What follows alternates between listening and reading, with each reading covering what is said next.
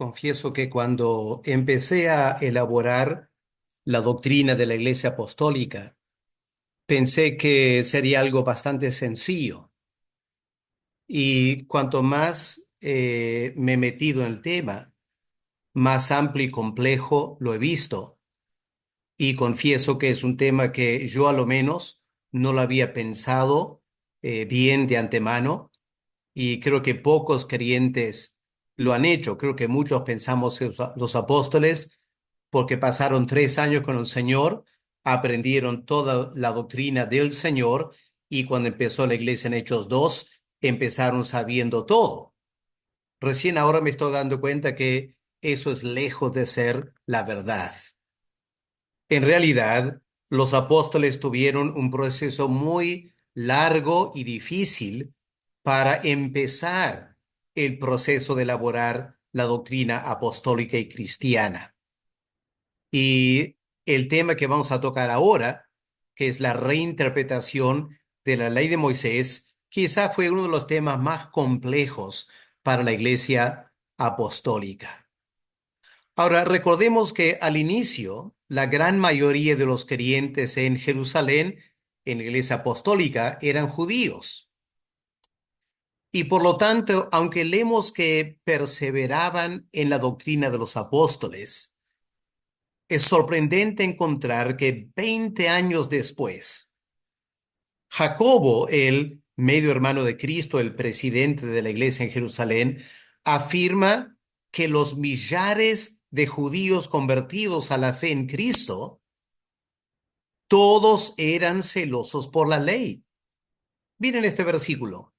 Cuando ellos, los creyentes en Jerusalén, lo oyeron, Pablo dando testimonio de la conversión de gentiles, glorificaron a Dios, pero le dijeron: ya ves, hermano, aquí en Jerusalén, ¿cuántos millares de judíos hay que han creído?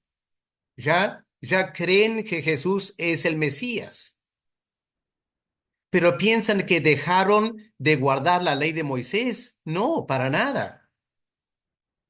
20 años después, Jacob afirma: todos los cristianos judíos son celosos por la ley.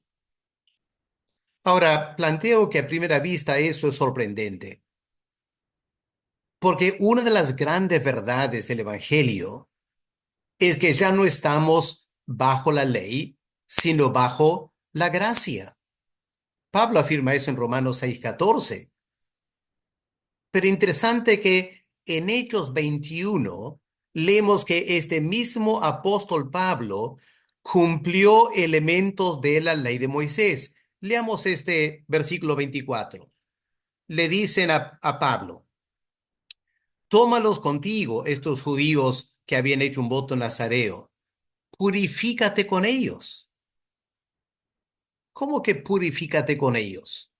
Le están diciendo: ofrece todos los sacrificios ceremoniales para la purificación del pecado y paga sus gastos, Pablo, para que se rasuren la cabeza, y todos comprenderán que no hay nada de lo que se le informó acerca de ti, sino que tú también andas ordenadamente guardando la ley. Ahora yo planteo que si pensamos eso es sorprendente del apóstol Pablo, pero hay que entender que lo hizo como parte de la expresión de su libertad espiritual, su disposición de comportarse como judío cuando era necesario para el bien espiritual de los judíos. Es lo que Pablo afirma en 1 Corintios 9, versículos 19 al 22. Pablo dice: por lo cual, siendo libre de todos, me he hecho siervo de todos, para ganar al mayor número. A los judíos me he hecho como judío, me adecuo a la ley de Moisés como judío, para ganar a los judíos. Qué casi extraño, ¿no es cierto?, que Pablo dijera eso. Sin embargo, hay varias cosas que tenemos que tomar en cuenta para entender el tremendo apego que los judíos cristianos tenían a la ley de Moisés, aún 20 años después del día de Pentecostés, que les hizo difícil dejar la ley de Moisés y este proceso de reinterpretar la ley de Moisés. En primer lugar, como el apóstol Pablo afirma, la ley de Moisés fue dada por Dios, es una revelación divina, y fue dada para los judíos, y por lo tanto fue motivo de tremendo orgullo. Romanos 9:4, Pablo dice que son israelitas, de los cuales son la adopción, la gloria, el pacto, la promulgación de la ley, el culto, las promesas. Y Pablo escribe con cierto orgullo propio por ser judío. En el primer siglo, el concepto popular, que obviamente afectó a los judíos cristianos también, es que la ley de Moisés fue una de las mayores muestras del amor de Dios a Israel, porque pensaban anteriormente, a lo menos a la venida de Cristo, que por medio de la ley podían ser salvos. Escuchemos lo que Esteban dice predicando a judíos en Hechos capítulo 7. Dice, Moisés estuvo con nuestros antepasados, la asamblea del pueblo de Dios en el desierto, cuando el ángel le habló en el monte Sinaí y allí Moisés recibió, hablando de la ley de Moisés, palabras que dan vida para transmitirlas a nosotros. Así que los judíos estaban convencidos, Dios había dado la ley a Israel con una muestra de tremendo amor para salvarlos. Ahora, luego en la iglesia cristiana, judíos se convirtieron a la fe en Jesús el Mesías, pero seguían creyendo que la ley los salvaba y no estaban dispuestos a abandonar la ley de Moisés solo porque ahora creían en Cristo. Ahora, quizás nos cuesta entender eso hoy en día como evangélicos, pero me parece que eso es la realidad, a lo menos de muchos judíos cristianos en Jerusalén. Ahora, recordemos que en segundo lugar, el Señor, lejos de afirmar que vino para acabar con la ley de Moisés, Él declaró, no penséis que he venido para abrogar la ley y los profetas. No he venido para abrogar, sino para cumplir. Y luego añadió, hasta que pasen el cielo y la tierra, ni una jota, ni una tilde pasará de la ley. De manera que cualquiera que quebrante uno de estos mandamientos muy pequeño será llamado en el reino de los cielos.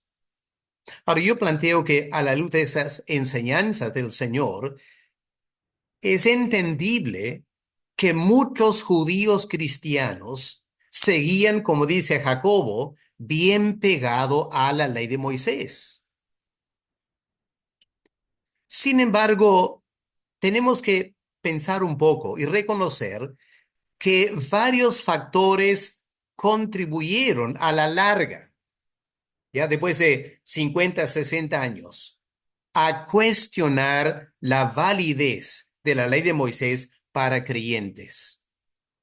Ahora, estos factores, como ya estarán entendiendo, generaron muchas tensiones internas en la iglesia, especialmente entre los creyentes judíos que vivían en Palestina y los gentiles. Permítame resaltar por lo menos 8 factores que contribuyeron al abandono paulatino de la ley de Moisés.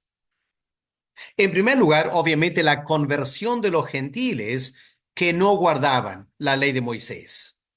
¿Se acuerdan? Cornelio recibió el Espíritu Santo siendo gentil, no era en absoluto prosélito, estaba viviendo totalmente como gentil y él fue salvo por el Espíritu Santo, siendo gentil. Y luego la conversión masiva de gentiles bajo el ministerio de Pablo. Eso también impactó a los creyentes judíos. Empezaron a pensar, pero que Dios los salvó no obedeciendo a la ley de Moisés, no han hecho nada conforme a la ley de Moisés y aún así han sido salvos. Así que tenemos que leer estos pasajes en Hechos 10, por ejemplo, y miren también en Hechos 15, versículos 7 y 9. Pedro, hablando de la conversión de Cornelio en Hechos 15, versículo 7. Después de mucha discusión, Pedro se levantó y le dijo, varones hermanos, vosotros sabéis cómo ya hace algún tiempo que Dios escogió que los gentiles oyesen por mi boca la palabra del evangelio y creyesen. Y Dios que conoce los corazones les dio testimonio dándoles el Espíritu Santo como gentiles, lo mismo que a nosotros. Y ninguna diferencia hizo Dios entre nosotros, los judíos que guardamos la ley, y ellos, los gentiles que no guardan la ley. Y Dios purificó por la fe sus corazones, no por la ley de Moisés. Ahora, eso fue la experiencia de la conversión de gentiles, pero claramente a la iglesia le costó entender las implicancias teológicas de eso. Otro factor es la dificultad que los creyentes judíos francamente tuvieron de guardar la ley, los creyentes judíos. Noten este detalle interesante en Hechos 15, versículo 10. Pedro continúa hablando.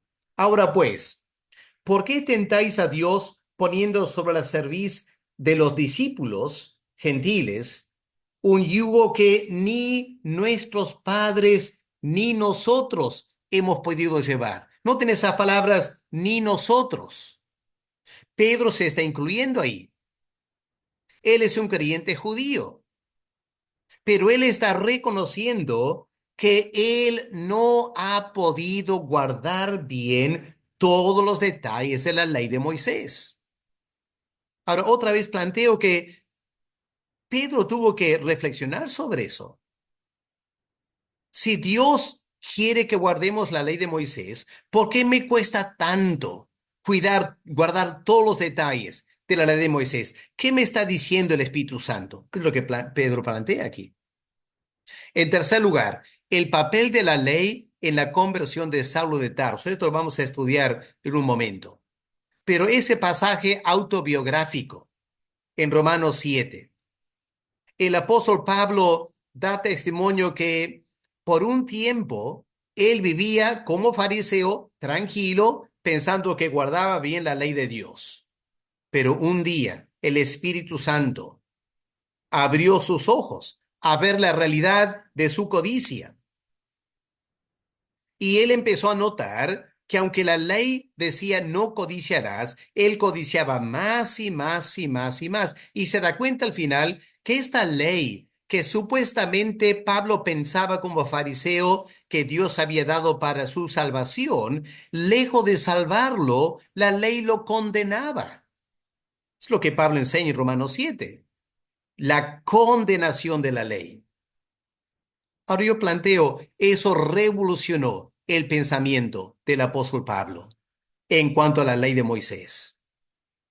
Cuarto factor, el dictamen del concilio de la iglesia en Jerusalén, que empezó a socavar la validez de la ley de Moisés, por lo menos para los gentiles. Porque claramente si leen la carta que sale de ese concilio, la carta dice, ustedes gentiles no tienen que guardar toda la ley de Moisés. Ahora, obviamente, enseguida que judíos creyentes dicen que los gentiles no necesitan guardar la ley de Moisés, la pregunta surge entonces, ¿para qué existe la ley de Moisés?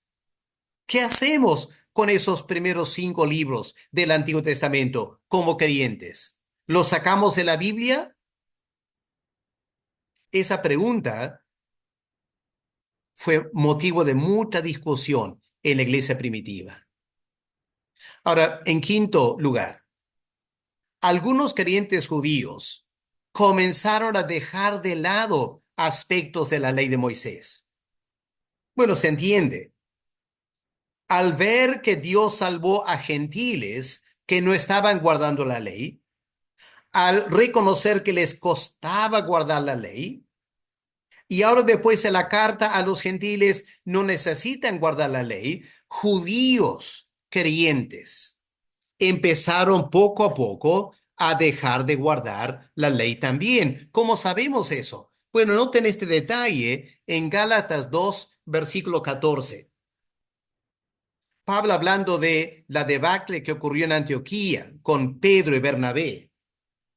Dice Pablo, pero cuando vi que no andaban rectamente conforme a la verdad del Evangelio, dije a Pedro delante de todos. Ahora escuchen lo que Pablo dice, que es sorprendente. Si tú siendo judío vives como los gentiles y no como judío, ¿por qué obligas a los gentiles a judaizar? Ahora, ¿han notado ese detalle? Lo que Pablo está diciendo es que Pedro ya no guarda toda la ley de Moisés. Él, a pesar de ser judío y es un apóstol a los judíos, Pedro ahora está viviendo como los gentiles. Ahora se imaginan, si Pedro, el líder de la iglesia, está viviendo como gentil, no guardando la ley de Moisés. Obviamente, eso tuvo que impactar la vida de muchísimos otros creyentes judíos. Un sexto factor, la carta a los hebreos, que Dios inspiró a algún autor, que no estamos seguros exactamente quién fue. En esa carta, el autor resalta la excelencia de Cristo sobre todos los elementos de la ley de Moisés. Y obviamente esa carta a los hebreos generó una tremenda reflexión sobre las consecuencias de estar ahora dentro del nuevo pacto. Recordemos que la ley de Moisés era parte del antiguo pacto. Ahora, a partir de la muerte de Cristo, los que creen que Jesús es el Mesías que murió por nosotros, están dentro del nuevo pacto. Y la carta a los hebreos amplía las implicancias de estar dentro del nuevo pacto en cuanto a la ley de Moisés. Un séptimo factor para cambiar la manera que interpretaban la ley de Moisés fue la reflexión sobre el significado de la muerte de Cristo con relación a la ley ceremonial, que la carta a los hebreos trata en bastante detalle. Finalmente, creo que lo más importante en un sentido, a lo menos lo que selló el asunto, fue la destrucción del templo. Esto fue un factor crucial en el abandono total de la ley de Moisés para la iglesia. Ahora, estos otros factores, a lo largo de muchos años, capten eso, a lo largo de muchos años, generaron mucha reflexión espiritual en Jerusalén, en Antioquía, en todas las iglesias, en Palestina y en el resto del mundo. Y poco a poco, los creyentes comenzaron a reinterpretar radicalmente la ley de Moisés. Ahora, de toda la doctrina de los apóstoles, en Hechos 2:42, este asunto indudablemente fue la más polémica, la que generó uno de los cambios más importantes en la teología bíblica. Por eso vamos a dar un buen tiempo en esta clase para estudiar esto en detalle. Ahora, como ya hemos notado, la ley de Moisés fue dada para que la nación de Israel prolongara su estadía en la tierra prometida, ¿no es cierto? Ya lo mencionamos en una clase anterior, Deuteronomio 32, versículo 47. No es cosa vana esta ley, es vuestra vida. Y por medio de esta ley, ustedes, los judíos, hijos de Jacob, harán prolongar sus días sobre la tierra a donde va la tierra prometida, pasando el Jordán para tomarla. Pero hay que preguntarnos, ¿funcionó? ¿La ley les dio hasta el día de hoy la tierra prometida? No, ¿no es cierto? No funcionó. Y al final, por la falta de obediencia a la ley de Moisés, Dios desterró a su pueblo, les quitó la tierra prometida y los envió a Siria, los envió a Babilonia. Ahora, en el tiempo de Cristo, el primer siglo, aunque el pueblo de Dios, eh, algunos judíos, muchos judíos vivían en Palestina, técnicamente seguían en el exilio.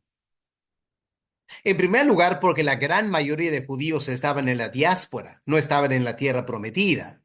Pero mucho más importante, aún los que estaban en la tierra prometida no tenían un rey davídico, ¿no es cierto? Herodes les gobernaba, los romanos los gobernaban. Técnicamente seguían en el exilio. Y la gloria de Dios no había vuelto al templo en Jerusalén. El profeta Ezequiel vio la gloria salir del templo, anticipando la destrucción del templo y el exilio. Los judíos pensaron que al volver del exilio, la gloria volvería al templo, pero nunca volvió, nunca volvió. Así que en el primer siglo, el pueblo de Israel seguía técnicamente en el exilio. Eso le llevó al apóstol Pablo a reflexionar sobre el verdadero propósito de la ley de Moisés. Porque para Pablo era inconcebible que Dios diera una ley que no funcionara. Si el propósito de la ley de Moisés realmente era prolongar su vida en la tierra prometida, y eso no ocurrió, Pablo tuvo que pensar entonces, Señor, ¿para qué diste la ley? No, nos falta captar, piensa Pablo, nos falta captar el verdadero propósito de la ley. Y eso fue lo que la iglesia apostólica tuvo que empezar a pensar. ¿Cuál fue la verdadera función de la ley de Moisés? No fue para salvar y no fue para hacerle vivir permanentemente en la tierra prometida. Así que guiado por el Espíritu Santo, Pablo y también el autor de la carta a los Hebreos, entre otros, alcanzaron respuestas francamente radicales, asombrosas, que dieron lugar a la doctrina apostólica del verdadero propósito de la ley de Moisés. Ahora, eso no ocurrió en Hechos 2, el día de Pentecostés. Eso no ocurrió ni 20 años después. Llevó mucho tiempo.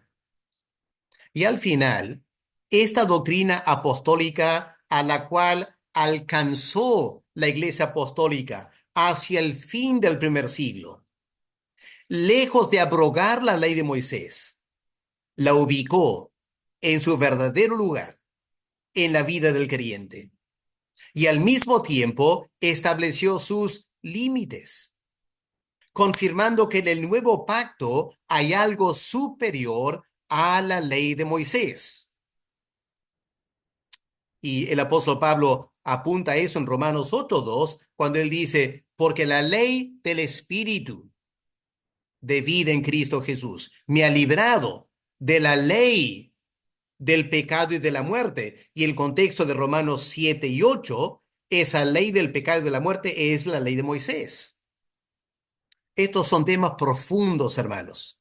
Espero que capten eso y tomen tiempo para escuchar con mucha atención esta clase. En primer lugar, los apóstoles llegaron a entender que la ley de Moisés fue dada para definir el pecado. Ahora, Pablo indica esto en Romanos 5, versículo 13.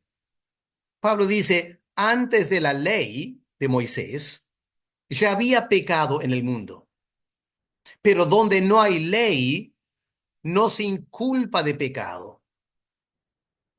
Y luego Pablo explica eso en Romanos 7 y el versículo 7, donde Pablo dice, ¿qué diremos pues? ¿La ley es pecado? No, en ninguna manera. Pero yo no conocí el pecado, sino por la ley. En otras palabras, obviamente, el pecado existía antes que Dios diera la ley de Moisés. El problema era cómo culpar de pecado si no había una ley que señalaba eso como pecado. Por ejemplo, ¿cómo saber que mentir es un pecado? A no ser que haya una ley que dice no darás falso testimonio. Una vez que existe la ley, obviamente existe la falta a la ley. Ahora, el apóstol Juan, en 1 Juan 3, 4, concuerda con eso. Él dice, el pecado es infracción de la ley. Solo que si la persona desconoce la ley, ¿cómo se le puede culpar de pecado? Por lo tanto, con el fin de definir para Israel y para toda la raza humana, ¿qué es el pecado? Dios dio la ley de Moisés para que no haya dudas al respecto. La ley cumplió el papel de definir qué es pecado ante los ojos de Dios. Ahora, permíteme añadir que la ley no es lo único que define el pecado. Los gentiles no tienen ley. ¿Cómo saben ellos cuando cometen un pecado? Bueno, dice Pablo, la conciencia cumple una función similar. Miren, Romanos 2, versículo 14. Porque cuando los gentiles que no tienen la ley de Moisés hacen por naturaleza, es decir, no matan, porque tal como la ley dice no hay que matar. Estos gentiles, aunque no tengan la ley de Moisés, ellos son ley para sí mismos, su cultura, su conciencia, mostrando la obra de la ley de Moisés escrita en sus corazones, dando testimonio su conciencia, acusándolos o defendiéndolos. Así que interesante como Pablo reconoce que todo ser humano tiene algún concepto de pecado por su conciencia. Ahora, obviamente, en el primer siglo, los judíos no creyentes estaban de acuerdo que la ley de Moisés fue dada para definir el pecado, aunque quizás ellos lo habrán expresado de una forma más positiva, no hablando de la salvación, etcétera. Lo interesante es que la experiencia de Pablo, quiero que capten esto, la experiencia de Pablo, no su pensamiento teológico, lo llevó a cuestionar la habilidad tanto de la ley de Moisés como de la conciencia humana para definir bien qué es pecado. Ahora, ¿cuál fue la experiencia de Pablo que le llevó a este cuestionamiento? Miren en primer lugar lo que él escribe en 1 Corintios 4, versículo 4. Aunque de nada tengo mala conciencia, no por eso soy justificado. ¿Qué está diciendo ahí? Está reconociendo que la conciencia no es un indicador perfecto. Yo puedo sentirme tranquilo en la conciencia y aún así estar cometiendo un pecado, porque la conciencia no es suficiente para definir el pecado. Además, su propia experiencia antes de la conversión señalaba la dificultad que la ley también tenía para definir el pecado. ¿Por qué lo digo? Bueno, leamos o recordemos sus palabras otra vez autobiográficas en Filipenses 3, versículo 6. Cuando Pablo dice la segunda parte del versículo 6, en cuanto a la justicia que es en la ley, irreprensible. En otras palabras, él pensaba que él guardaba perfectamente la ley de Moisés.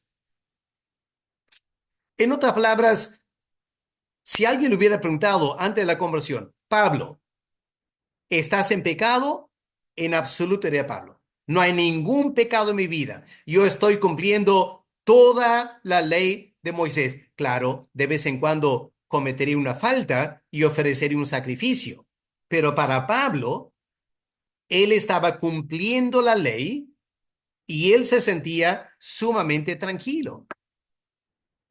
Pero claro, el problema no estaba en la ley de Moisés, como él va a aclarar, sino en nuestra propia pecaminosidad. Es decir, la ley no logra definir tan bien el pecado por nuestra propia pecaminosidad.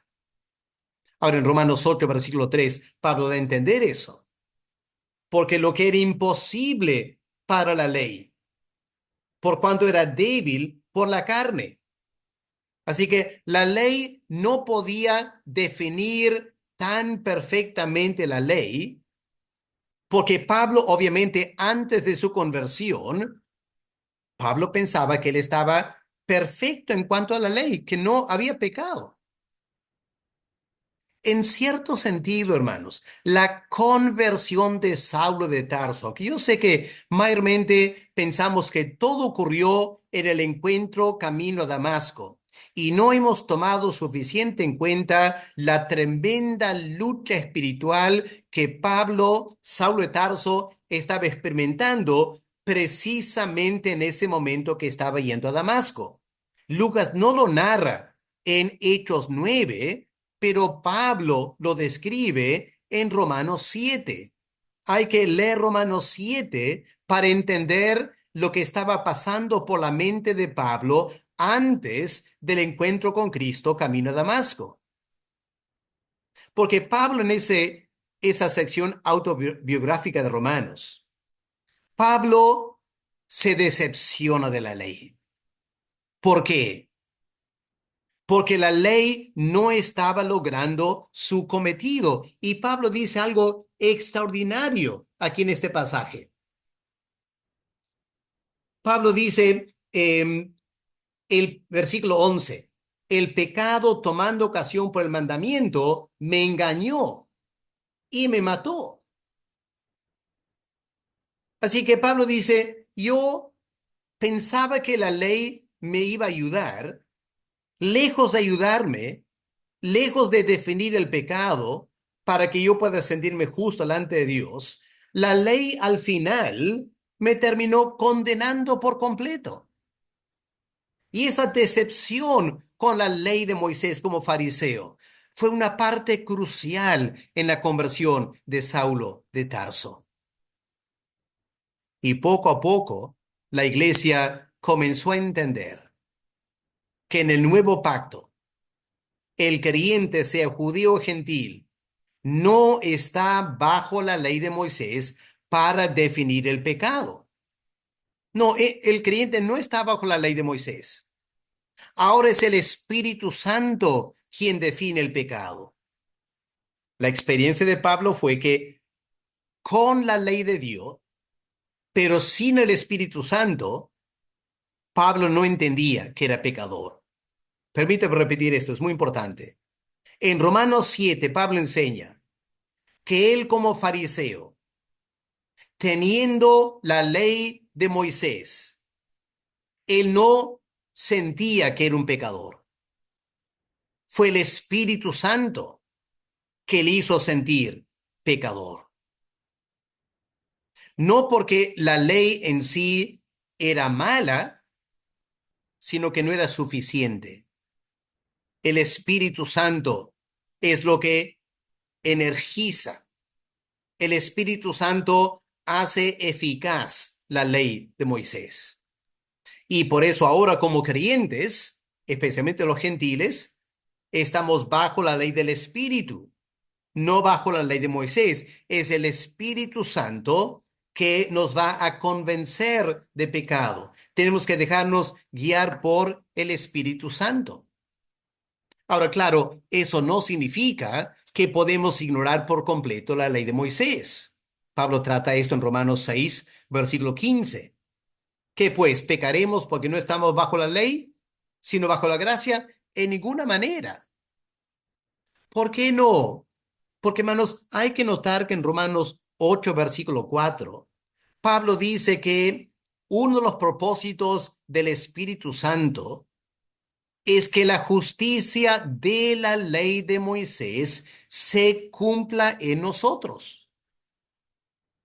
Así que el Espíritu Santo no está en contra de la ley de Moisés.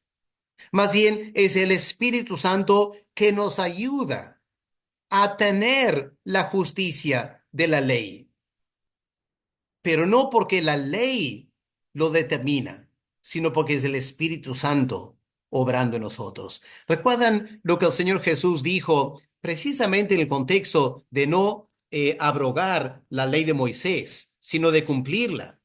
Eso está en Mateo 5, del versículo 17 al 19. Pero noten ahora el versículo 20. Por tanto os digo que si vuestra justicia no fuera mayor que la de los escribas y los fariseos, no entraréis en el reino de los cielos. Ahora, mediten, hermanos, en qué implica eso. Pablo era fariseo. Pablo en Filipenses 3, versículo 6, dice que como fariseo, en cuanto a la ley, era intachable. Sin embargo, Cristo aquí dice que esa justicia que Pablo se jactaba no es suficiente. No es suficiente. Para el reino de los cielos, para entrar al reino de los cielos, se necesita una justicia mayor. Así que no es que ahora que estamos bajo la gracia, podemos vivir como queremos y no estamos bajo la ley y ahora la cosa es más fácil. No, nada que ver. Es al revés. Ahora es mucho más difícil. Porque ahora el Espíritu Santo va a obrar en nosotros para lograr la justicia de la ley y para aumentar nuestra justicia mayor que la de los escribas y los fariseos. Así que no hay que pensar que el creyente ahora está totalmente exonerado de la ley de Moisés y ya no hay que leer Génesis al Pentateuco. En absoluto, hermanos.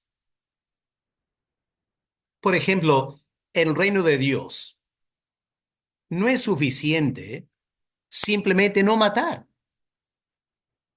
Eso fue lo que la ley de Moisés definía como pecado.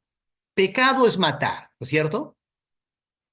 Pero el Señor Jesús indica que según el Espíritu Santo, odiar es igual que cometer homicidio.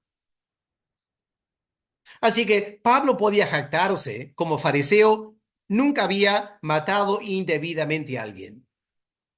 Pero el Espíritu Santo le empezó a ver que él odiaba a los cristianos.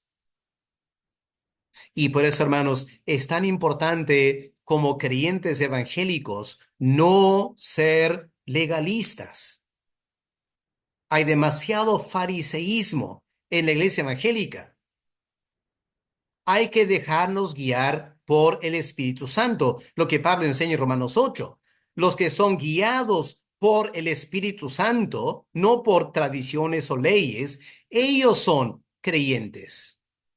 Por ejemplo, lo que nos debe interesar ahora como creyentes no es hasta qué punto puedo llegar sin que algo sea pecado. Hay muchos evangélicos que preguntan eso, pastor, ¿es esto pecado? ¿Puedo tomar tanto? ¿Puedo bailar? ¿Puedo escuchar esto? ¿Hasta dónde puedo ser como el mundo sin que sea pecado? Esa es una pregunta legalista, tipo fariseo. La pregunta importante es, ¿qué es lo que el Espíritu Santo quiere que yo haga? No hasta qué punto puedo comportarme sin infringir la ley de Dios. Tengamos mucho cuidado de no haber aprendido la doctrina apostólica. Por ejemplo, en la iglesia apostólica no había una ley universal que toda persona tenía que tener un terreno, tenía que venderlo y dar el dinero a la iglesia, ¿no es cierto? No había esa ley. Bernabé lo hizo porque el Espíritu Santo le guió a hacerlo, pero no había una ley. No es que todos los cristianos lo hacían. El pecado de Ananías y Zafira no fue ir en contra de una ley o lo que otros creyentes hacían, sino que Ananías y Zafira pecaron contra el Espíritu Santo. El Espíritu Santo seguramente puso en sus corazones, vendan el terreno y den 80% a la iglesia. Pero ellos querían que la iglesia los tratara como Bernabé. Así que decidieron dar 80%, pero pretender que era 100%. O sea, estaban queriendo como aplicar un legalismo y mintieron. Y su gran error fue que no se dejaron guiar por el Espíritu Santo. Ahora, aquí hay que otra vez añadir algo. Esto no debe entenderse como relativismo ético, ¿ya? Cada creyente haciendo lo que bien le parece y alegando que el Espíritu Santo lo ha guiado. Hermanos, lo que debe haber en la vida del creyente es un alto nivel de santificación y generosidad.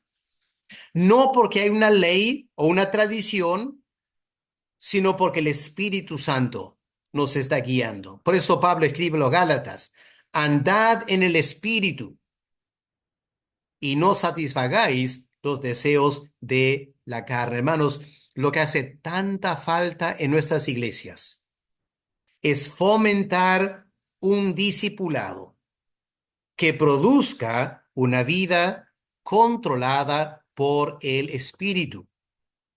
No una vida evangélica controlada por reglas y tradiciones evangélicas, que el evangélico hace y no hace lo siguiente. No, hay que fomentar un discipulado donde cada creyente es controlado por el Espíritu Santo.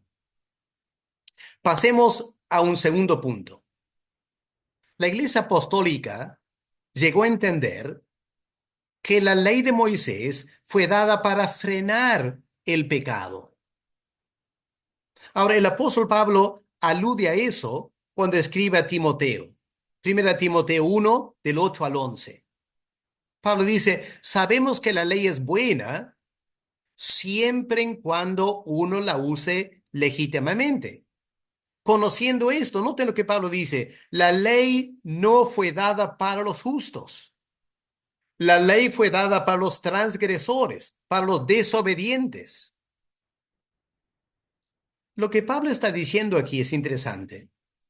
Si una sociedad estuviera llena de gente buena, no sería necesario tener leyes, porque la gente automáticamente se portaría bien, no manejaría demasiado rápido, no estaría robando a personas en la calle, no estaría cobrando coimas, etcétera. Si la sociedad estuviera llena de gente buena, no sería necesario tener leyes. La ley es necesaria para frenar el mal comportamiento de elementos negativos en la sociedad. Y es triste notar estas categorías de pecado en 1 Timoteo 1. Eso apunta a la maldad humana. En el huerto de Edén, ¿se acuerdan? Había una sola ley. No comerás del árbol de la ciencia del bien y del mal. No era necesario tener otras leyes, porque Adán y Eva eran inocentes. Pero cuando el pecado entró y la maldad proliferó, eso hizo necesaria la ley. Por eso, escribiéndolo a Gálatas, Pablo dice, la ley de Moisés fue añadida a causa de las transgresiones y para frenar las transgresiones. Porque si no hay la ley, la gente va a cometer un montón de pecados. Pero ahora hay que preguntarnos, ¿la ley de Moisés frenó el pecado? Ahora, la ley de Moisés tenía tremendas promesas. que Dios iba a bendecir al pueblo si obedeciera. Y habían terribles advertencias del juicio de Dios. Pero lamentablemente, la historia de Israel es una historia de una desobediencia a la ley de Moisés. No frenó el pecado.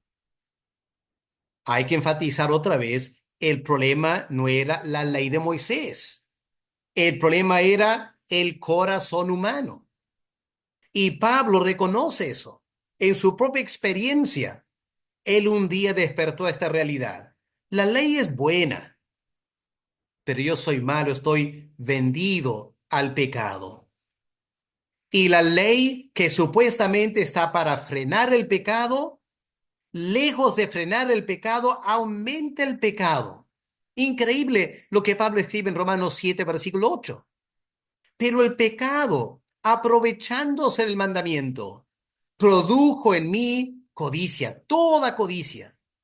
Hermanos, Pablo en Romanos 7 no está hablando de él como creyente. Como creyente, ¿se imaginan Pablo diciendo que ahora que soy creyente, la ley ha producido en mí toda clase de codicia? No, Pablo está hablando de su experiencia antes de conocer al Señor, cuando la ley de Dios empieza a trabajar en su corazón y en su conciencia. Y Pablo, que se pensaba tan justo, tan perfecto, sin el Espíritu Santo, ahora la ley más el Espíritu Santo, Pablo se da cuenta, la ley, lejos de frenar el pecado, la ley aumenta el pecado, produjo en mí toda clase de codicia. Ahora aquí otra vez los apóstoles entendieron que el creyente en el nuevo pacto no necesita la ley de Moisés para frenar el pecado, porque el Espíritu Santo es lo que frena el pecado en su vida. Ese hermoso capítulo Romanos 8, la vida en el Espíritu. Ahí el apóstol Pablo dice, si por el Espíritu crucifican la carne, el pecado no dominará en sus vidas. Así que en el nuevo pacto, el creyente no necesita la ley de Moisés para frenar el pecado. El Espíritu Santo lo hace. Claro, hay que recalcar el peligro del antinomianismo, es decir, estar totalmente en desacuerdo con el concepto de la ley de Dios. El Espíritu Santo frena el pecado, pero él puede usar la ley de Moisés como parte del proceso para frenar el pecado y para orientarnos a hacer las cosas que agradan a Dios. Por eso el creyente no puede desechar la ley de Moisés. Más bien hay que leer toda la ley de Moisés y dejar que el Espíritu Santo nos hable. De esta manera, la doctrina apostólica del uso de la ley para frenar el pecado no abroga la ley. No estamos diciendo que hay que desechar la ley, sino que cumple la verdadera función de la ley, que bajo el Espíritu Santo, con su ayuda, frena el pecado.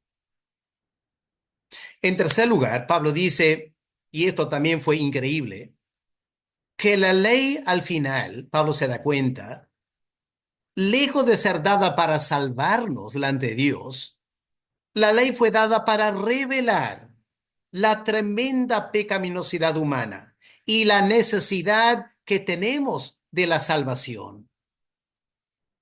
Al narrar su testimonio en Romanos 7, él habla de lo que el Espíritu Santo empezó a hacer en él, convenciéndolo de pecado para guiarlo a Cristo. Y Pablo da a entender, como acabamos de notar, que la ley, bajo el Espíritu Santo, incentiva el pecado. Y al incentivar el pecado, la ley de Moisés revela la profundidad de su pecaminosidad. Hermanos, vamos a mirar ese pasaje en Romanos 7. Quiero resaltar unos versículos con ustedes para dejar notar lo que el apóstol Pablo está diciendo aquí, cómo la ley revela la profundidad de su pecaminosidad antes de conocer al Señor. Romanos 7, versículo 8. Mas el pecado, tomando ocasión por el mandamiento, produjo en mí toda codicia, porque sin la ley el pecado está muerto. Versículo 11. Porque el pecado, noten, el problema es el pecado, no la ley. El pecado tomando ocasión por la ley me engañó y me mató. Versículo 13. Luego lo que es bueno, la ley, vino a ser muerte para mí en ninguna manera. El pecado, para mostrarse pecado, produjo en mí la muerte. Hermanos, aquí tenemos lo que la ley de Moisés hace siempre en cuando el Espíritu Santo esté obrando. Ahora, en Saulo de Tarso como fariseo, antes que el Espíritu Santo obrara en él, la ley de Moisés le hacía sentir que era justo. Le faltó la dimensión del Espíritu Santo. Y fue cuando el Espíritu Santo empezó a obrar en Saulo de Tarso, antes de su conversión. El Espíritu Santo usó la ley de Moisés para mostrar a Pablo su profunda pecaminosidad. Y Pablo llegó a entender, ese es el propósito de la ley. Los judíos, los fariseos, hemos malentendido la ley. Pensábamos que la ley de Moisés era para salvarnos. Y Pablo dice, recién entiendo ahora el verdadero propósito de la ley, que es hacerme ver cuán pecaminoso soy. Y para eso la ley necesita el Espíritu Santo. Ahora, en Romanos 3, obviamente escrito después de su conversión, escuchen versículos 19 y 20. Pero sabemos que todo lo que la ley dice, lo dice a los que están bajo la ley. ¿Para qué? Para que toda boca se cierre y todo el mundo quede bajo el juicio de Dios. Ese es el propósito de la ley. Ya que por las obras de la ley ningún ser humano será justificado, aunque Pablo pensaba eso antes de su conversión. Ahora Pablo entiende, por medio de la ley, cuando el Espíritu Santo está obrando, viene el conocimiento del pecado. Así que uno de los usos legítimos de la ley de Dios es generar convicción de pecado, que fue exactamente lo opuesto a lo que Pablo hacía con la ley de Dios antes de su conversión como fariseo. Ahora como creyente, Pablo entiende, el propósito de la ley de Dios es convencer de pecado. En realidad, toda la historia de Israel en el Antiguo Testamento es una historia de la pecaminosidad humana. Yo sé que muchos de nosotros leemos el Antiguo Testamento y francamente somos muy culpables de condenar a Israel y juzgar a Israel y no hemos captado que la gran mayoría de esa nación no eran creyentes.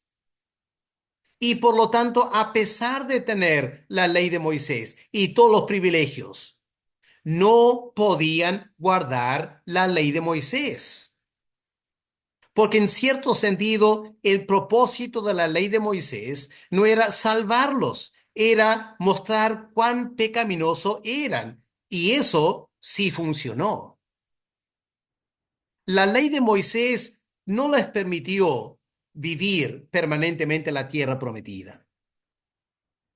La ley de Moisés lo que sí hizo fue mostrar, a lo menos a todos los que leemos el Antiguo Testamento, revela la tremenda pecaminosidad del pueblo de Israel.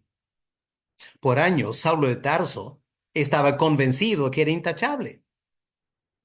Y es el Espíritu Santo que lo convenció de pecado. En el Antiguo Testamento, Israel eran tremendamente pecaminosos, pero no tenían el Espíritu Santo y no se dieron cuenta de su tremenda pecaminosidad.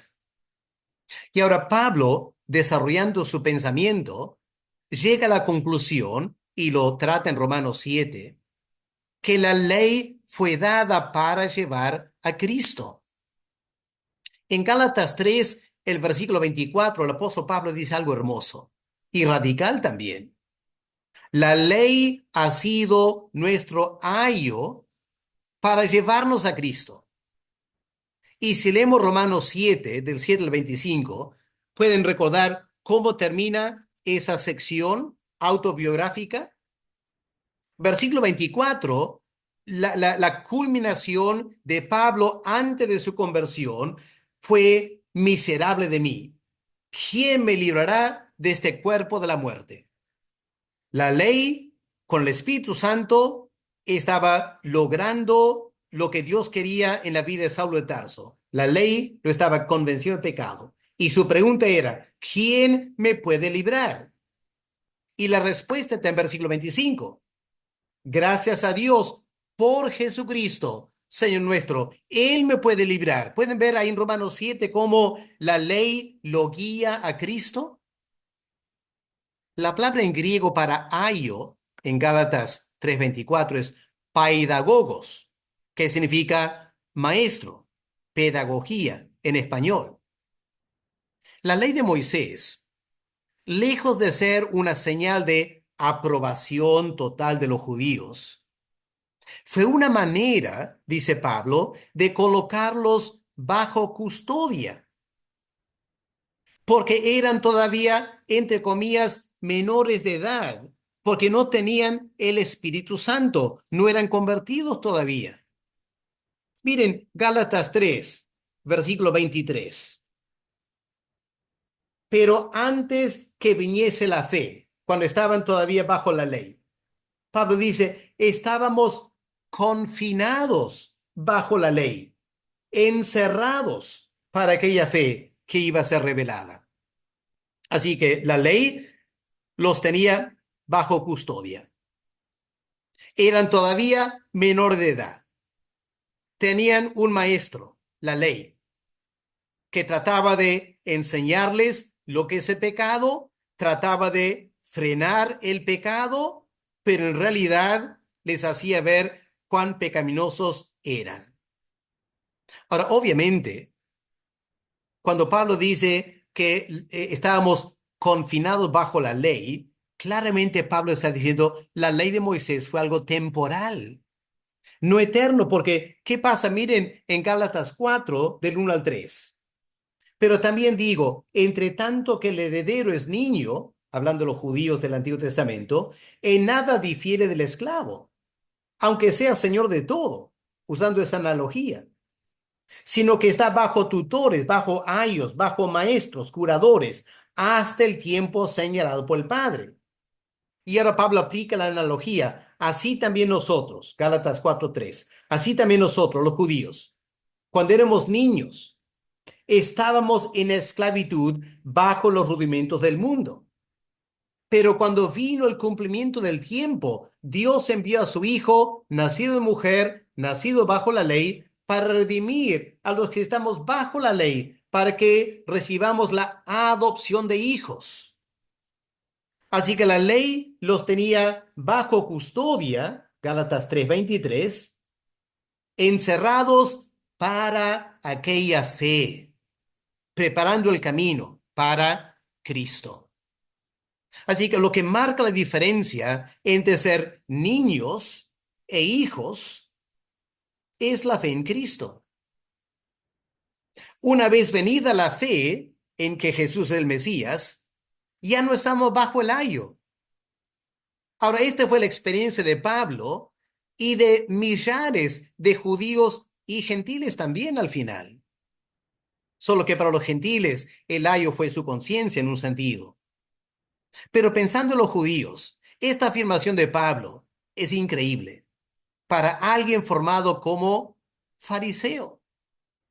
Y uno se pregunta, Jacobo, ¿cómo habrá pensado? ¿Qué habrá pensado Jacobo? Que en Hechos 21 dice que todos los judíos creyentes son celosos de la ley de Moisés, cuando Pablo dice, ahora que somos creyentes, ya no estamos bajo la ley. ¿Se dan cuenta? Le costó a la iglesia captar esto. Le costó a Jacobo, le costó a Pedro décadas tratando de entender las implicancias de cómo interpretar la ley de Moisés ahora en el Pacto Nuevo.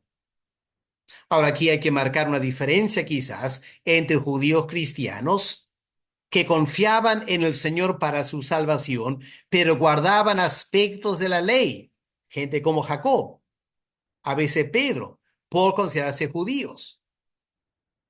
Y aquellos judíos cristianos que guardaban la ley de Moisés pensando que era necesario para ser salvos. Porque lamentablemente habían algunos en la iglesia, Hechos 15, judíos, decían ser cristianos, pero seguían pensando que necesitaban ser circuncidados para ser salvos. Claro, lo hablaban a los gentiles, pero se aplicaba a los judíos también. Algunos que venían de Judea enseñaban a los hermanos, si ustedes no se circuncidan conforme al rito de Moisés, no pueden ser salvos. Ahora, en Romanos 14, y aquí el tremendo equilibrio del apóstol Pablo, cómo Pablo pastoralmente manejaba esto. En Roma habían creyentes judíos que todavía guardaban elementos de la ley, los alimentos, los días especiales. Y Pablo da libertad a esos creyentes, con tal que lo hagan para el Señor. Pablo dice, dejen a esos creyentes judíos guardar el sábado, no comer cerdo, etcétera. Si lo hacen para el Señor, está bien. Claro, que no lo hagan para ser salvos, eso es otra cosa. Pero Pablo también da a entender que esos creyentes judíos que todavía se sometían a aspectos de la ley de Moisés eran débiles en la fe. Romanos 14, versículo 1. Recibid al débil en la fe. Está hablando de judíos que todavía se someten a algunos aspectos de la ley de Moisés. Son débiles en la fe. No peleen, dice Pablo, a los gentiles. Uno cree que se ha de comer de todo, el gentil o el judío que es fuerte en la fe. Pero algunos creyentes judíos que son débiles no comen cerdo y no comen ciertas cosas que vienen, podía ser de un templo pagano. Así que solo comen legumbres. Pablo da libertad, pero reconoce que esos judíos creyentes que todavía se someten a ciertos aspectos de la ley de Moisés no están siendo guiados por el Espíritu Santo. Tienen libertad, pero no sienten libertad. Y Pablo los llama débiles en la fe. Pero una cosa muy diferente era luchar contra la necesidad de aplicar la circuncisión a los gentiles y obligarlos a guardar la ley de Moisés. No, aquí el apóstol Pablo luchaba a capa y espada, no estaba dispuesto el apóstol Pablo a dar ninguna tregua, ninguna flexibilidad. Ya no era asunto de un hermano débil en la fe, no, no. Lean Gálatas 2, del 3 al 5. Mas ni aun Tito, que estaba conmigo, con todo y ser griego, fue obligado a circuncidarse. Yo no lo permití, dice Pablo, en absoluto. A pesar de los falsos hermanos, los judaizantes, introducidos a escondidas, noten lo que dice Pablo, que entraban para espiar nuestra libertad de la ley que tenemos en Cristo, para reducirnos a la esclavitud de la ley, a poner bajo el ayo otra vez. Y Pablo dice, a esos judaizantes, ni por un momento accedimos a someternos para que la verdad del Evangelio permaneciese con vosotros. Por eso Pablo fue tan vehemente. Aunque hay que reconocer, y esto es lo complicado, que en ese momento no todos los apóstoles y no todos los líderes cristianos lo entendieron con la misma claridad de Pablo. Y eso fue lo que generó tensiones muy fuertes. Dos décadas después de Pentecostés. ¿Por qué digo 2 décadas? Bueno, miren Gálatas 2:1. Después, pasado 14 años, 14 años después de la conversión de Saulo de Tarso. Así que Saulo de Tarso se habrá convertido, ¿qué? Por lo menos unos 6 años antes del día de Pentecostés, después, perdón, del día de Pentecostés. Así que estamos hablando en Gálatas 2 de algo que pasó 20 años después del día de Pentecostés.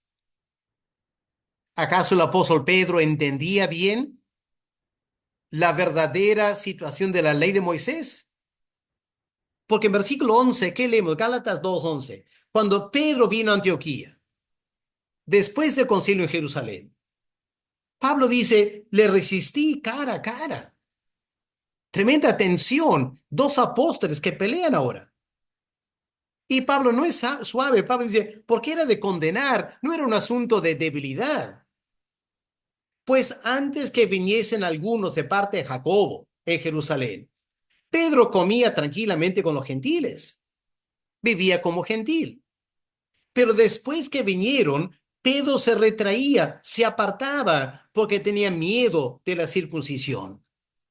Y la cosa fue tan fuerte, dice Pablo, en su simulación participaban también otros judíos líderes, de tal manera que aún Bernabé, el compañero de Pablo, también fue arrastrado por la hipocresía de ellos. ¿Se dan cuenta?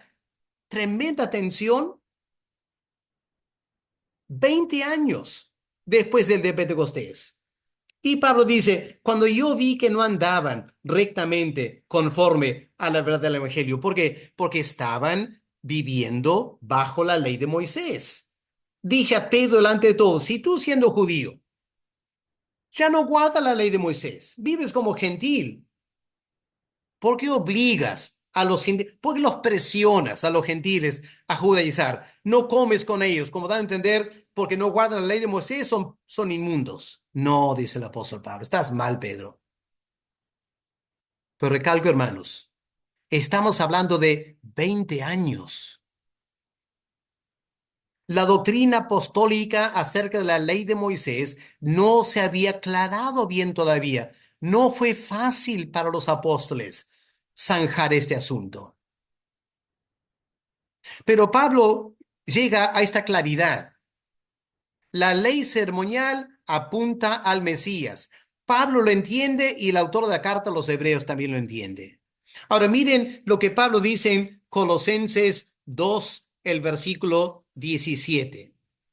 Pablo dice, algunos elementos de la ley de Moisés, por ejemplo, las leyes de los alimentos y días especiales, eran una sombra de lo que había de venir. Todo esto, dice Pablo, la ley de Moisés, es solo una sombra de una realidad que había de venir después. ¿Y cuál es esa realidad? ¿Cuál es el objeto sólido que produce las sombras del Antiguo Testamento? Bueno, es Cristo. La contraparte de la sombra es Cristo. ¿Qué significa eso? Que la ley de Moisés fue escrita teniendo a Cristo en mente. Él es la realidad que arroja las sombras del Antiguo Testamento. Ahora, en la carta a los Hebreos, el autor amplía esta figura. Miren Hebreos 8 y el versículo 5. Él dice, las leyes, sirven a lo que es figura y sombra de las cosas celestiales. Ahora, la palabra aquí en griego para figura es hupodeigma, una palabra interesante que significa bajo la mirada o bajo los ojos. La idea es, pones algo delante de alguien, como un cuaderno para los niños en inicial, y empiezan a trazar la letra encima de las formas en el papel. Es decir, algo para imitar, con una plantilla.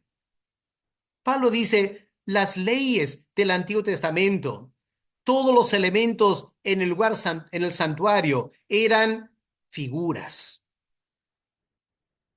Y a lo que se refiere es que todos esos elementos en el tabernáculo fueron construidos conforme al modelo que Dios le mostró a Moisés en el monte Sinaí. Por eso el autor de Hebreos escribe, estas cosas, digamos el arca del pacto, los querubines, etcétera, sirven a lo que es una figura y sombra de las cosas celestiales. Porque la orden que se le dio a Moisés fue, mira, haz todas las cosas conforme al modelo que se te ha mostrado. La palabra para modelo es tupos, que significa algo duro que cuando tú pones sobre la arcilla suave deja una marca exacta. Hoy en día esta palabra se usa de la matriz, era una imprenta, esa letra A, en ese pedacito de metal, que cuando tú con tinta pones sobre el papel, deja la letra A exactamente. Pablo dice, el autor de Hebreo dice, Moisés al construir el tabernáculo solo estaba siguiendo un modelo. El santuario y toda la ley ceremonial no era algo perfecto. Ahora, los judíos se gloriaban del templo, se gloriaban del santuario, porque pensaban que era la casa de Dios, era Dios donde se manifestaba. Pero el autor de Hebreos señala que todo eso era solo una maqueta y que en realidad era parte del primer pacto, confirmando que el primer pacto era algo tremendamente inferior a lo que iba a venir después. Por eso en Hebreos 9:1. Ahora bien, aún el primer pacto tenía ordenanzas de culto, un santuario terrenal. Pero el autor de Hebreos dice, todas esas cosas eran simplemente figuras, copias de las realidades celestiales. En otras palabras, en el monte Sinaí, Dios le mostró a Moisés, digamos, lo que hay en el cielo. Y le dijo, mira Moisés, haz una maqueta de esto que ves en el cielo en la tierra. Y eso dio lugar al tabernáculo, luego el templo. Eran solo copias de la realidad. Pero los judíos se entusiasmaron tanto con el tabernáculo y el templo que para ellos era lo máximo. Y el autor de Hebreos dice, no, no es lo máximo. Estas cosas son sombras. Están apuntando a una realidad y la realidad está en el cielo y es el Mesías. Y por eso cuando vino el Señor Jesús, Hebreos 9:11, pero estando ya presente Cristo, sumo sacerdote de los bienes, las realidades venideras en el cielo, por el más amplio y más perfecto tabernáculo, no una copia hecha por manos aquí en la tierra. No, está hablando, Cristo entró al lugar, al santuario celestial, el lugar real. Por eso en Hebreos 9:24. No entró Cristo en el santuario hecho de mano, una figura del verdadero, sino en el cielo mismo, para presentar mejores sacrificios. Como dice Hebreos 9:23, fue necesario que las figuras de las cosas celestiales, el santuario terrenal, tuvieron que ser purificadas con sacrificios de animales. Pero dice el autor, las cosas celestiales, las cosas verdaderas en el cielo, necesitan mejores sacrificios. Y el clímax de la enseñanza del autor de Hebreos está en Hebreos 9:26. En la consumación de los siglos. Qué tremendo, ¿no?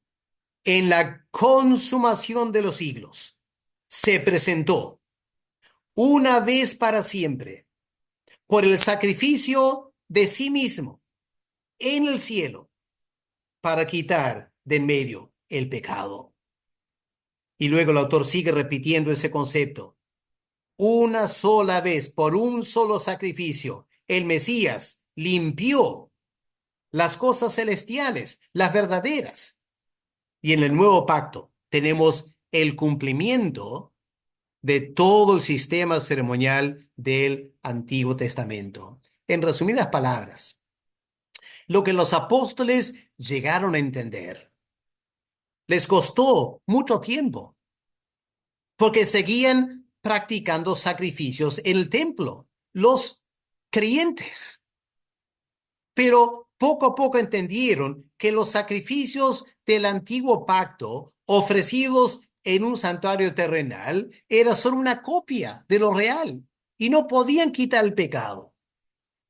Poco a poco empezaron a entender, pero Cristo es el Cordero de Dios. Cuando Él murió, estableció un nuevo pacto. Él ofreció un solo sacrificio. Luego se fue al cielo. Desarrolla su ministerio en el cielo. Ahora, en el antiguo pacto, la ley de Moisés, había muchos sacrificios. Se leen los primeros 7 capítulos de Levítico. Hay sacrificio para holocausto, hay sacrificio de paz, hay sacrificio por el pecado, hay diferentes tipos de sacrificios. Pero Cristo, en el nuevo pacto, con un solo sacrificio, cumplió todos los sacrificios del Antiguo Testamento, del Antiguo Pacto, y logró una verdadera expiación de los pecados. Por eso es cierto, Cristo no vino para abrogar la ley de Moisés. Él vino para cumplirla y a la vez superarla. Esa ley era una sombra. Cristo es la realidad. No abrogó la ley, cumplió la ley y superó la ley con su muerte y sacrificio. Ahora, por eso es importante notar que ley de Moisés fue dada para la iglesia, pero permíteme, antes de mencionar esto, hay un detalle que no he notado aquí, pero que me parece es importante notar con ustedes. Vamos al libro de los Hechos, el capítulo 21. ¿Se acuerdan ese capítulo donde Jacobo dice que todos los judíos guardaban la ley de Moisés celosamente? Ahora miren lo que el apóstol Pablo hizo en Hechos 21. Porque Jacobo le dice a Pablo, versículo 24, Hechos 21-24, toma estos judíos contigo, purifícate con ellos, paga sus gastos para que se rasuren la cabeza. O sea, le están diciendo a Pablo, Pablo, tú eres judío, ¿no es cierto? Muy bien. ¿Por qué no cumples toda la ley de Moisés? Purifícate con ellos. Ahora, para purificarse, tiene que ofrecer sacrificios.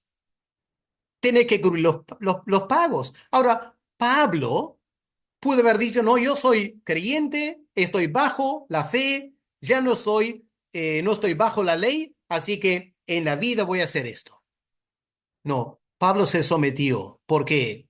Porque Pablo podía entender que para Jacobo era difícil entender bien toda la diferencia que el nuevo pacto había hecho. Y Pablo, con mucha humildad y sencillez de corazón, como parte de hacerse judío a los judíos, Pablo se somete y cumple la ley de Moisés en Hechos 21.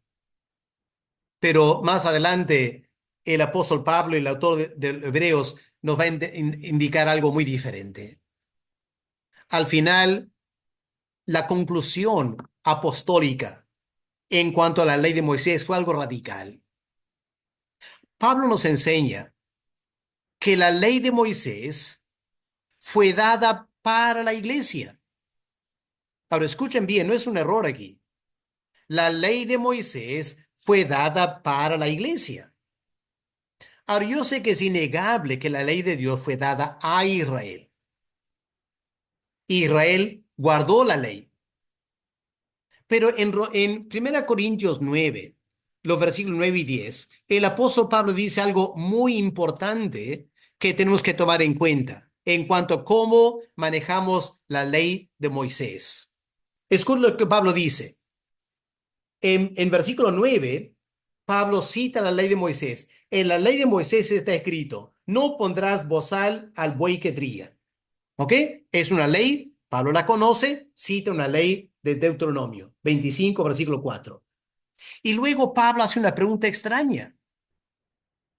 ¿Tiene Dios cuidado a los bueyes?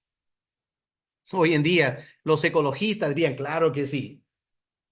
Pero Pablo continúa la pregunta. ¿O lo dice enteramente por o para nosotros? Ahora, la Biblia de las Américas traduce la palabra especialmente en lugar de enteramente. Lo que Pablo está preguntando aquí, ¿acaso la ley de Dios fue dada solo para Israel y porque Dios tiene tremenda preocupación por los bueyes? ¿No lo dice Pablo más bien especialmente para los creyentes? Pablo está haciendo una afirmación extraordinaria aquí.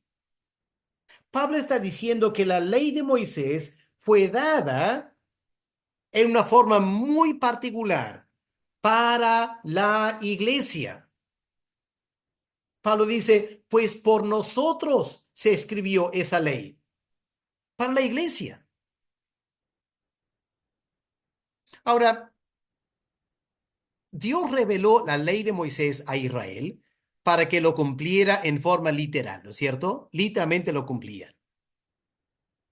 El problema en el Antiguo Testamento es que la gran mayoría del pueblo de Israel no entendía el verdadero significado de esa ley.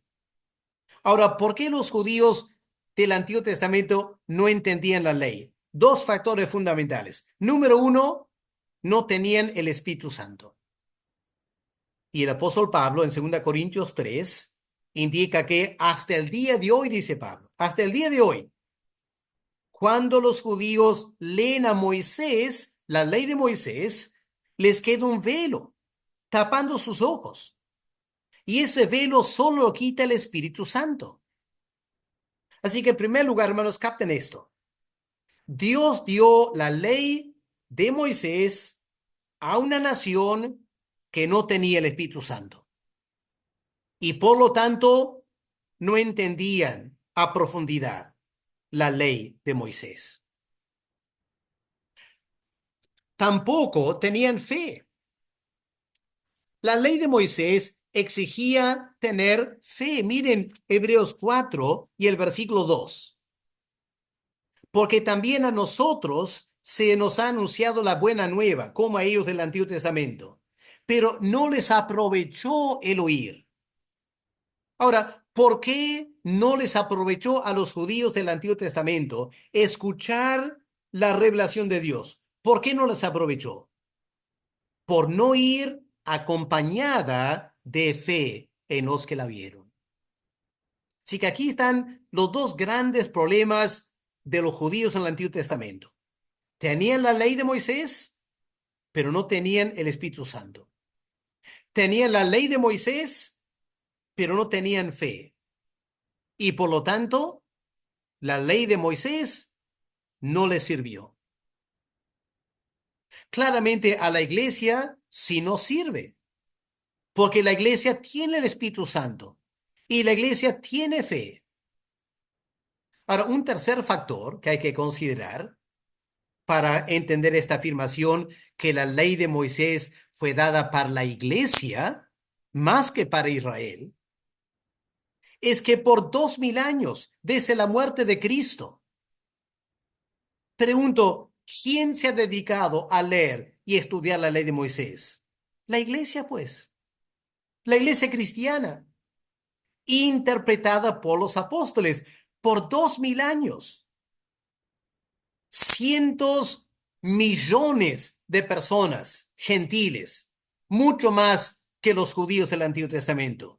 Millones y millones de gentiles cristianos leen el Pentateuco, entienden el Pentateuco, lo aplican a su vida. Por eso, Pablo escribiendo a Timoteo, hablando también de la ley del Antiguo Testamento, porque la escritura incluye el Pentateuco, la ley de Moisés, Pablo dice, toda la escritura es inspirada por Dios. Es útil para enseñar al que tiene fe, para reprender al que tiene fe, para corregir, para instruir en justicia, a fin de que el siervo de Dios, no los judíos, el siervo de Dios, el que tiene el Espíritu Santo, el que tiene fe, el que está en el nuevo pacto, esa ley de Moisés es para que el siervo de Dios esté enteramente capacitado para toda buena obra. Hermanos, aquí tenemos que recordar que las escrituras del Antiguo Testamento fueron la Biblia de la Iglesia Apostólica. Por lo tanto, no solo los evangelios, sino aún más las epístolas de Pablo, Pedro, Juan, etcétera, se basan sobre una interpretación cristiana del Antiguo Testamento, incluyendo la ley de Moisés. Y aquí en este pasaje en 1 Corintios 9, tenemos un ejemplo interesante e importante de la interpretación apostólica de una ley específica de Moisés. Pero mire cómo Pablo interpreta esa ley. Pablo, bajo la dirección del Espíritu Santo, toma un detalle de la ley de Moisés, de no poner un bozal al buey, que muchos creyentes lo leerían en su Biblia y lo pasarían por alto, ¿no es cierto? Pero Pablo usa eso para confirmar un principio espiritual. ¿Cuál es el principio espiritual? Dice Pablo, esa ley de no poner un bozal al buey que está trillando es para enseñar este principio, que el creyente tiene esperanza, debe arar con esperanza, y el que trilla debe trillar con esperanza de recibir un fruto.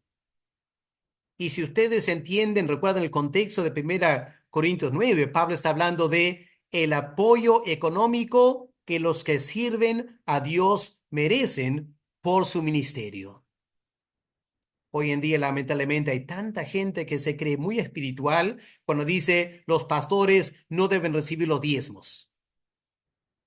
No entienden, no entienden en absoluto la doctrina apostólica, que usando la ley de Moisés confirman que toda persona llamada por Dios a dedicarse al ministerio en la iglesia merece el apoyo económico de la iglesia, porque la ley de Moisés lo confirma.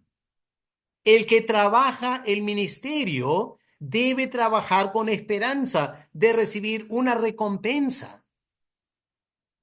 Ahora, si captamos bien lo que Pablo escribe aquí en 1 Corintios 9, nos brinda un modelo de cómo la iglesia hoy en día debe leer e interpretar la ley de Moisés. Y aquí hay que reconocer, hermanos, estamos totalmente en pañales. No hay casi ningún pastor, predicador que maneja la ley de Moisés en una forma apostólica. Y aquí hay un gran desafío de la iglesia apostólica. ¿Cómo predicar de la ley de Moisés? Porque esa ley fue dada para la iglesia, no para aplicar literalmente, sino para descubrir principios espirituales vigentes para el Hijo de Dios. En capítulo 10 de 1 Corintios, Pablo nos da otro ejemplo mucho más extenso, indicando cómo los elementos narrativos de la ley de Moisés, no la ley ceremonial, no la ley constitucional, sino los elementos narrativos de la ley de Moisés, pueden y deben ser interpretados por la iglesia. Por ejemplo, frente al desafío pastoral de la idolatría en Corinto, ¿cuál es la solución del apóstol Pablo? Bueno, Pablo dice, solo tiene que ir la ley de Moisés. Tiene que ir a la ley de Moisés, interpretar esa ley, aplicarla a sus vidas para saber cómo enfrentar la idolatría.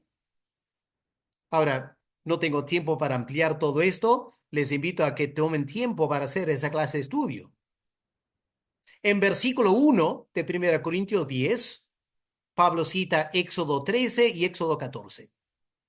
En versículo 3 cita Éxodo 17:6. Todos son relatos históricos. Y Números 20, versículo 11, para versículo 4. En versículo 5 cita Números 14, 29 al 30. En versículo 6 hace referencia a un incidente en Números 11, 4. En versículo 7 de 1 Corintios 10 hace una referencia a Éxodo 32, versículo 6. En versículo 9 de 1 Corintios 10 cita Números 25. Y en versículo 10, número 16. Se encuentra, hermanos, una cadena de pasajes de la ley de Moisés, del Pentateuco, para orientar a la iglesia cómo enfrentar el desafío de la idolatría. Y hermanos, si ustedes toman una media hora para leer y meditar esos primeros 10 versículos o 14 versículos de 1 Corintios 10 y leen y meditan cada sección narrativa, están empezando a entender el tremendo reto que tenemos como evangélicos de aplicar la doctrina apostólica a la interpretación de la ley de Moisés. Y estaríamos simplemente cumpliendo la exhortación apostólica de 2 Timoteo 2, versículo 15, cuando Pablo dice: procura con diligencia presentarte a Dios aprobado como obrero que no tiene de qué avergonzarse, que usa bien la palabra de verdad. Pero cuando Pablo escribe a Timoteo, ¿cuál es esa palabra de verdad? No son los evangelios, no son las epístolas, es el Antiguo Testamento. Incluye la ley de Moisés. Hermanos, tenemos mucho, mucho que aprender todavía de esta doctrina apostólica. La ley de Moisés no ha sido abrogada por el Señor. La ley de Moisés fue dada para la iglesia. Y es urgente que aprendamos a usar bien, a trazar bien la ley de Moisés para la iglesia. Ahora recalco, a la iglesia apostólica le llevó varios años a alcanzar respuestas acertadas acerca de la reinterpretación de la ley de Moisés. Así que cuando leemos Hechos 2:42, que los primeros 3.000 convertidos perseveraron en la doctrina de los apóstoles, no habían entendido todavía toda esta clase de esta oportunidad. En ese momento, en Hechos 2, recién estaban empezando el proceso de aprender a interpretar el Antiguo Testamento. Aquí estamos 2.000 años después y nos damos cuenta, hay tremendo trabajo por delante para hacer nosotros también. Que Dios nos ayude a tomar esta clase y aplicarla a nuestro estudio de los primeros 5 libros del Antiguo Testamento. Padre, gracias por ser tus hijos. Ya no somos menores de edad. No estamos bajo la ley literal de Moisés. Cristo ya vino. Ahora somos hijos de Dios. Hemos madurado. Y con el Espíritu Santo, creyendo por fe, ahora podemos volver a leer la ley de Moisés y con la ayuda de los textos del Nuevo Testamento, aprender a interpretar toda la ley de Moisés para nuestra edificación espiritual. Padre, reconocemos que hay una gran tarea por delante y solo nos queda pedir que tú nos ayudes. En el nombre del Señor Jesús. Amén.